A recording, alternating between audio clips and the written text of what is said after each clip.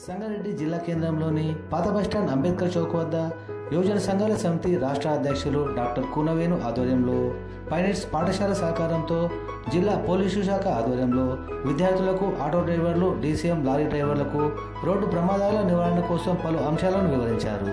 Machine triple పేరుతో జిల్లా పోలీసులు రోడ్ సేఫ్టీ కార్యక్రమాలు నిర్వహిస్తున్నారని అన్నారు. రోడ్డు ప్రమాదాల బారిన పడకుండా ప్రజలు కూడా జాగ్రత్త వహించాలని అన్నారు. ఈ కార్యక్రమంలో town CI Ramesh, traffic CI Suman Kumar, pilots పాఠశాల వైస్ ప్రిన్సిపల్ భాగ్యలక్ష్మి, సిబ్బంది విజయ్, అశ్విన్ మరియు విద్యార్థులు, పట్టణ ప్రజలు పాల్గొన్నారు.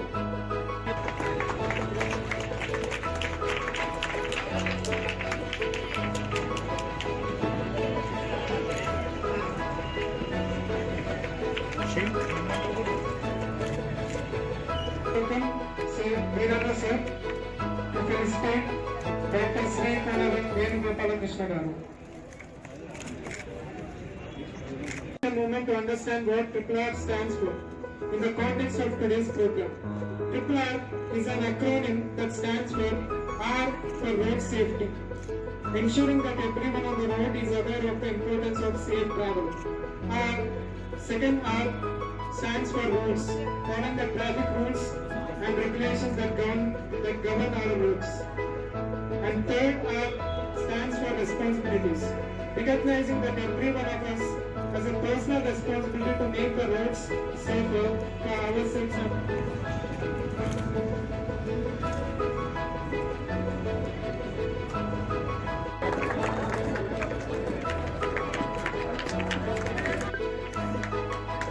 Okmal by 4TV.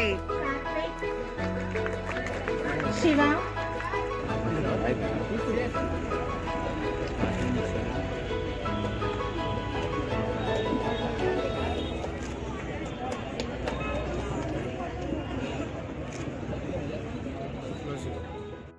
చాలా విషయాలు మనం నేర్చుకునేటువంటి అవకాశం ఉంటుంది.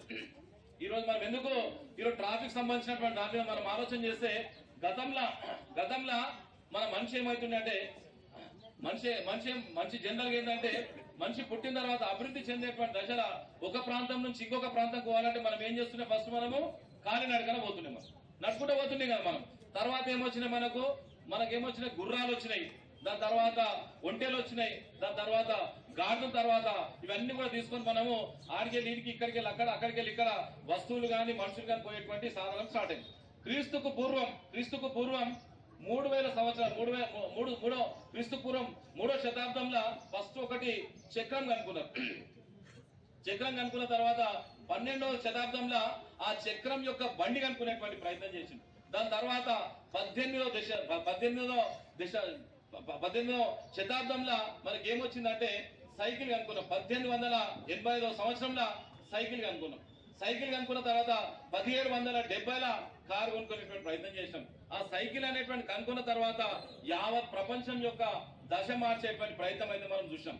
ఈరోజు మన దగ్గర చూసినాం, యావత్ ప్రపంచంలో మన భారతదేశంలో 1% మంది దగ్గరనే కారున్నాయి. 1% మంది కారున్నాయి కానీ ప్రమాదంలో 11%. ఈరోజు ప్రపంచంలో 11%లో మనం ఉన్నాం. 11%లో మనంటే మనం ఒకసారి సోచించుకోవాలి. జపాన్ లో 1000 ఇళ్ళు ఉన్నాయనుకో, 1000 ఇళ్ళు ఉంటే సుమారు 102 మాత్రమే కారు ఉన్నాయి. అక్కడ 964 ఏమున్నాయంటే సైకిల్ ఉన్నాయి. అక్కడ మన దగ్గర ఏమున్నదంటే సైకిల్ పక్కకు పెట్టేసి అన్ని రకాలుగా తీసుకునేటువంటి ప్రయత్నం చేస్తున్నాం. కనుక ఎందుకు ఈ కార్యక్రమం చేస్తున్నామంటే ప్రపంచ వ్యాప్తంగా భారతదేశంలో ప్రతి సంవత్సరము 4 లక్షల మంది చనిపోతుంది. 4 లక్షల నుంచి 5 లక్షల మంది. క్లారిటీ ఉందా పిల్లలందరికీ? ఓకే, మెడికల్ ఇష్యూస్ చెప్తాను, ఓకేనా? లెసన్ లాగా కాకుండా ప్రాక్టికల్గా మీరు చేసే తప్పులు చెప్తాను. ఈ రోజు నుంచి మీరు అవన్నీ శ్రద్ధగా నేను చెప్పినప్పుడు పక్కన ఎవరితో డిస్కస్ చేయొద్దు. నేను చెప్పింది పోయి ఇంటికాడ మీ మదర్తో ఫాదర్తో డిస్కస్ చేయాలి. క్లియరా? ఫస్ట్ ఆఫ్ ఆల్ యాక్సిడెంట్లు కాకుండా మా పోలీస్ డిపార్ట్మెంట్ తరఫు నుంచి రోడ్లు కరెక్ట్ ఉన్నాయా, కర్వ్స్ ఉన్నాయా, గుంతలు ఉన్నాయా, స్పీడ్ ఎక్కువ ఎక్కడ పోతున్నారు, కాస్టర్ బోర్డ్స్ ఉన్నాయా, ఇవన్నీ మా డిపార్ట్మెంట్ తరఫున నుంచి మేము చేస్తాం. అది మీకు సంబంధం లేదు. మీరు మంచిగా మీ సెల్ఫ్గా మీరు ప్రికాషన్స్ తీసుకునేటి వరకే మీరు ఫాలో అయితే సరిపోతుంది. క్లియరా? మేము చేసే జాబ్ మేము చేయాలి. మీ సెల్ఫ్గా మీరు కంట్రోల్ చేసుకొని మీ రోడ్డు మీద ఎంత జాగ్రత్త పోతే యాక్సిడెంట్ కావద్దు, అది మనకి ఎదుటి వాళ్ళకి. ఈ రెండు మీరు గుర్తుపెట్టుకోవాలి. ఫస్ట్ పాయింట్, మీరున్న ఇప్పుడు ఏజ్లో లైసెన్స్ లేకుండా బండి తోలుతామనే ఆలోచన కూడా మీ మైండ్లోకి రాకూడదు. బండి ఇంట్లో కొంతమంది పేరెంట్స్ విల్లింగ్తో ఇస్తున్నారు, మా అబ్బాయి బండి తోలుతున్నాడని చూపించుకోవడానికి. కొంతమంది వాళ్ళ పేరెంట్స్ తెలవకుండా పక్క గల్లీలోకి పక్కన ఫ్రెండ్స్ కలిసి వద్దామని చెప్పేసి బండి తీస్తున్నారు.